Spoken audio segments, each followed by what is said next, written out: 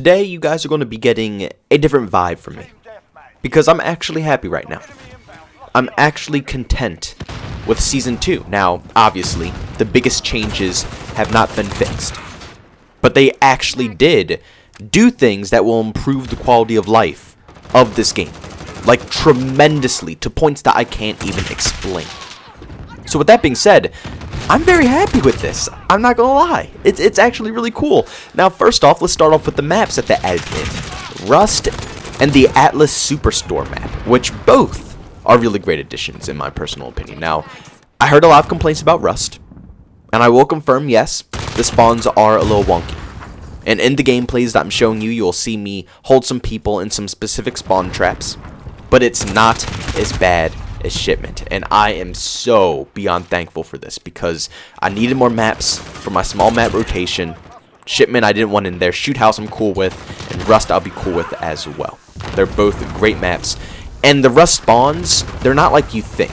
You will get stuck in certain situations if the enemy team is a good like 4-man or a 5-stack of players who actually know what they're doing. Yes, you will get stuck in certain spots, but you won't be spawning directly in front of someone and then they shoot you in the back of the head the second you step foot onto the map. You know what I'm saying? You get put in spots where, yes, someone can hold the angle on you, but you have to predict it. You have to know where the enemies are to get yourself out of the spawn trap, which personally I'm okay with. As long as I'm not getting shot the second my feet touch the ground, I'm happy. As long as it gives me like a good 2-3 seconds to, you know, get situated, know where the enemy is, and then have some cover so I can, you know, try to peek my way out and kill the enemy who's holding the spawn trap, then I'm okay. And that's the situations that you run into on Rust. You don't have any horrible spawns that you would think like in Shipment where you're spawning right smack dab in the center of the map for like 5 people to mow you down. It's just not like that. So I'm very thankful because that was one of my main concerns about Rust was the spawns. And as you guys know, I just made a video about spawns in this game. And I was very worried that Rust was going to be, you know, like a Shoot House or Shipment type deal where the spawns are going to be that wonky. Thank goodness they're not. And yes, they did add a few different spots into this map, but no safe spaces. So overall, it plays like Rust. It feels like Rust. It's the same, you know, claustrophobic, insanely fast-paced Rust that you remember from Modern Warfare 2. Same exact deal. It's just in the Modern Warfare times the Modern Warfare vibe. But they did add a few spots into the map, which I don't think were in the previous map on Modern Warfare 2. But overall, it doesn't affect the flow.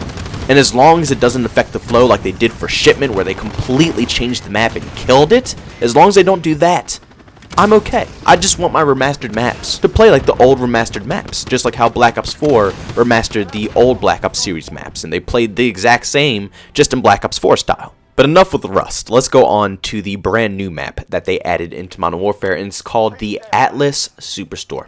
Now, I've seen a lot of mixed emotions about this map, and maybe it hasn't set in enough for me yet. Maybe I need to give it some more games. Remember, I am coming off fresh of this commentary. I didn't play like 3 days of this season before I made this. I got maybe like 4 matches of Rust and 2 matches of the Superstore. So I'm pretty decently fresh into this commentary right now.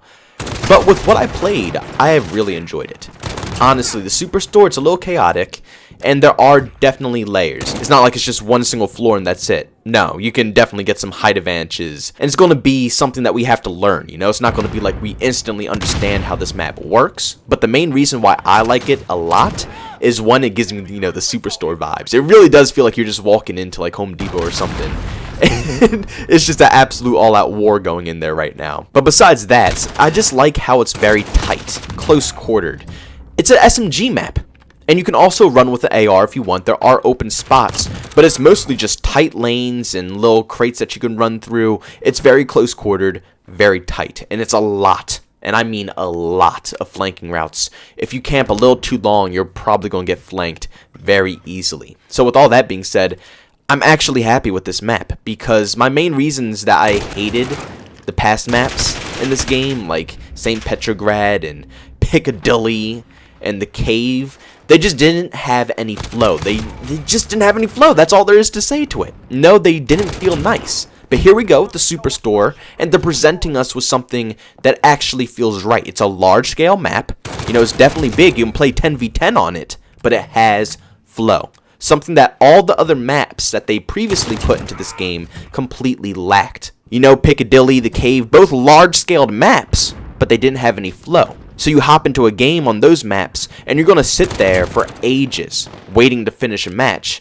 Compared to this map, I mean, I almost dropped a nuke in this gameplay on this map, and I joined in late on a team deathmatch. And I got 20 plus, no, not 20 plus, but I got 20 kills and 1 death. Absolutely amazing map, in my personal opinion. I'm very happy with it. I'm happy that we have more 6v6 content, which we desperately needed. That was one of the things I mentioned a lot, is that 6v6 felt barren, it felt like I had no content, and it was boring. And that's why I didn't enjoy this game, because it was forcing me to play other games that aren't like Call of Duty, like 10v10 and Ground War. It was trying to force me into a Battlefield vibe, which I don't mind. I don't mind sitting there playing Ground War, but I like 6v6, you know? That's why I play Call of Duty 4. And the fact that they didn't give any content, any maps, nothing into the 6v6 category really rubbed me in the wrong direction. And to see that 2 new maps, well, 1 remastered and 1 new, have come into the game. And also they teased that it's going to be another map, which didn't look like a 10v10 or Ground War map. It looked like a 6v6 map. So I'm going to assume it's going to be 6v6. It's coming later in the season as well. So for all the 6v6 fans, yes, the game isn't changed. Yes, it's not fixed. They didn't add back the minimap. They didn't lower the footsteps, which need to be lowered. They didn't do any of that stuff. But there's more stuff to do. There's more content to play with. And talking about new weapons, the first gun that you will be unlocking, I still don't know how to pronounce. I'm just going to call it the GRO 5.56 assault rifle. It's freaking disgusting. It is disgusting. In all these gameplays, I don't have any attachments on it. Just keep that in mind. I'm only using a flash hider, which practically does nothing.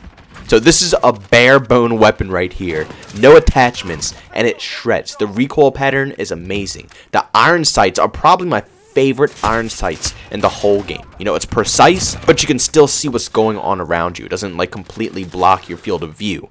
Everything about this weapon feels good. All it really needs, I feel like, is sleight of hand and maybe a stock. That's about it, but I'm still going to deck it out with suppressors and stuff like that. I want to make it feel nice. But just alone, without any attachments, it completely shreds. It's an absolute god tier weapon. And I'm so happy that they're starting to introduce more fun weapons into this game. That was my problem, is that the only guns that were really fun to use were the MP5 and the M4. Those were the only ones that felt rewarding. But with the last update, they made the M13 fun again, so now the M13's in the game, along with the RAM, which also got the official 50 mags. They finally put it in with this update as well, which is another outstanding thing. I will be talking about that a little bit later. But they have the RAM now, the M4, the Kilo, M13, and now the GRO, or GRO, whatever you want to call this gun. It's so much content now, it actually feels nice to have fun in this game. Guns that actually compete. I can compete with M4s now. I don't have to always main it. I can use the GRO, I can use the RAM, the Kilo. All these weapons feel nice now, they feel smooth, and they all feel like they have a right moment and a right place in Modern Warfare, which is definitely needed. At first, like I said, the guns were just pretty much pointless. You didn't want to use anything else besides the M4 because the M4 melted. But now all these guns melt. And when all the guns are melting, instead of being really garbage and having one gun that melts, it's actually competition. You want to use different weapons because they're all god tier. Also, along with the weapon, they added in a new Ground War map called Boneyard, which is pretty cool. I haven't tried it out just yet, but it looks cool in my personal opinion. I think it's based off of the Modern Warfare 2 campaign, I believe, which is actually pretty awesome if it actually is. But when I get my hands on that and I finally do play that, I'll let you guys know how that is. And they also added back in farmland. Thank goodness. And they had to do a few things here and there. I'll show you a picture of what they actually changed. But all the buildings with the red squares around them, they took the second floors off of them. Now, I don't know why they did that. Maybe for the flow of the map. I don't think those floors have anything to do with the wall breaches. But I'm guessing they just tried to switch up the flow. So I'm going to see how this map plays, because all those buildings with the squares are some of my favorite buildings to go into. So we're going to have to see how the flow of this map is with this new update. But regardless, if they kept the palace, they didn't say in the notes if they took it out. If they took it out, I swear to God, I'm going to have a mental breakdown. But if they keep the palace in the game for Ground War is going to be pretty populated now. They have plenty of maps to go around and play, and I think that's perfect. But if they remove Palace, I swear to God, we're going to have some issues, and you're going to hear a rant about it.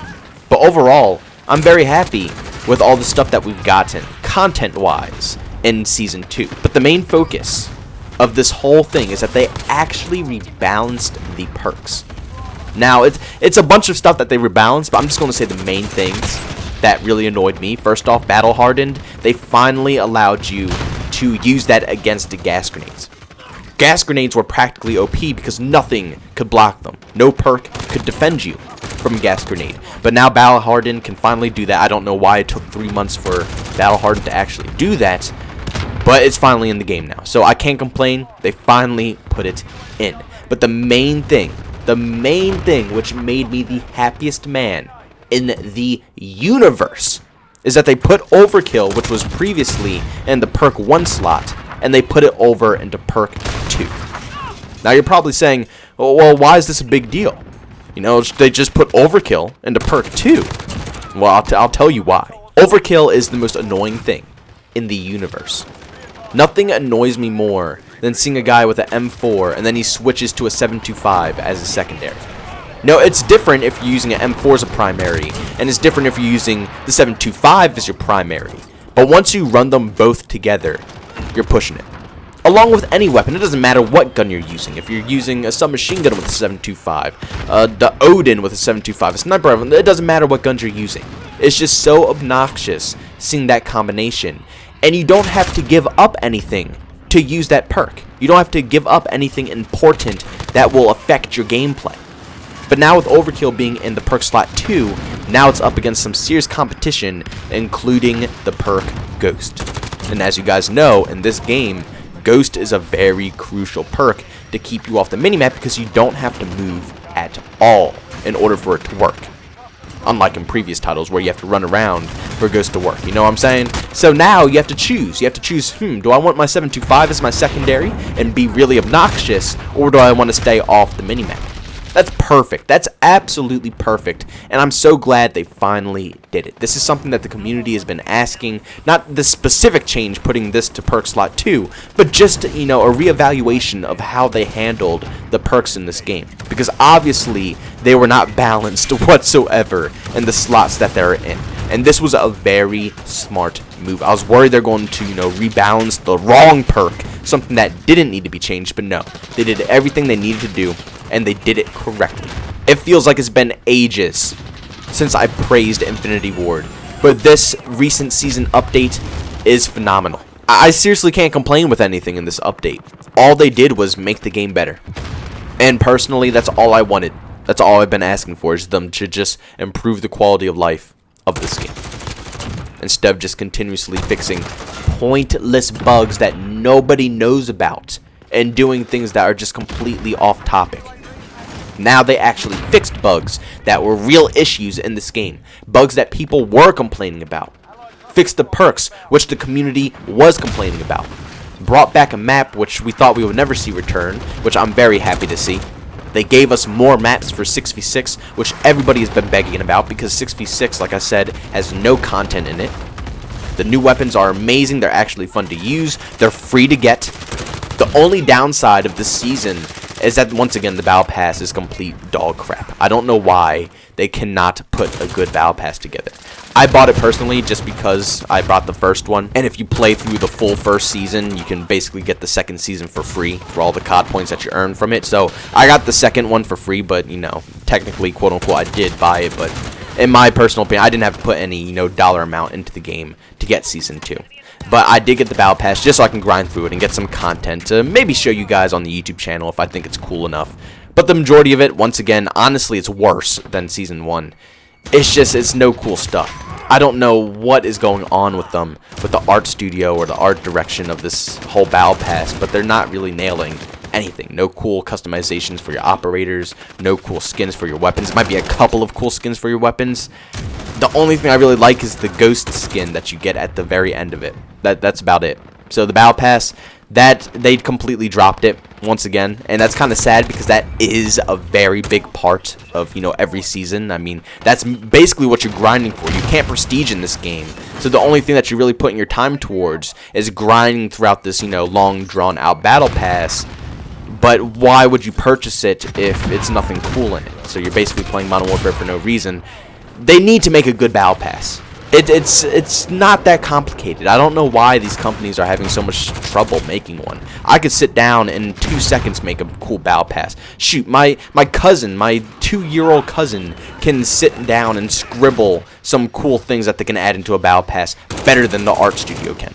Like, seriously, Infinity Ward, it's not rocket science. Just make something cool for the battle pass. And I just want to make it clear that this update didn't fix the game. Clearly, it's still tons of issues with it that I wish they would fix, like the servers, the connection, the hit detection. It's tons of things, the footsteps, mini-map. It's a lot of things that are wrong with this game that need to be fixed. But this is something that's good. This is a great update, and it's a step in the right direction. And I'm a very fair guy. You know, I'm not going to constantly talk crap about Infinity Ward if they do something good. If they do something good, I'm going to praise them for it. So here you go, Infinity Ward. Good stuff. You actually did good with this update. You did fixes that the community actually wanted, and you added in tons of content into the game. It's a nice step in the right direction, and hopefully we will continue to see these steps in the right direction for the rest of this cycle. Maybe we will get the game that we actually wanted out of Modern Warfare when it's finally all said and done. But if you enjoyed this video, make sure you leave a like. If you hated it, you can always dislike it. If you're brand new and you enjoyed what you saw, don't forget to subscribe and hit that bell notification button. Also, if you just want to chat with me or see what I'm talking about with video games, you can follow me over on Twitter at JbowenDaMan. And also, if you just want to catch me live streaming, do that over on Twitch at JbowenDaMan. Thank you guys for checking out this video, and I'll see you all on the next one. Peace out.